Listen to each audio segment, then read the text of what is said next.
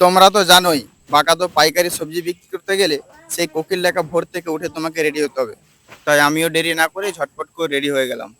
সমস্ত কিছু কাজ গুছিয়ে নিয়ে রওনা দিলাম বাঁকাতো পাইকারি মার্কেটের উদ্দেশ্যে। মেঠো রাস্তা, বাঁদিকে কংসাবতী ক্যানেল, এই সবুজ প্রকৃতির মুক্ত বাতাস তোমাকে মুগ্ধ করে দেবে। ফাইনালি গাইস 12 কিলোমিটার রাস্তা এসে কুঁদরি বিক্রি করে দিলাম। তো চলো বেশি বকবক না করে আজকে পাইকারি সবজির দামগুলো তোমাদেরকে একটু জানিয়ে দিই। ঝিঙে 30-32 টাকা কেজি, হপা 15-16 টাকা কেজি, একদমই ফ্রেশ করলা 34 টাকা কিলো, শসা 23 টাকা কিলো, একদম ফ্রেশ শসা।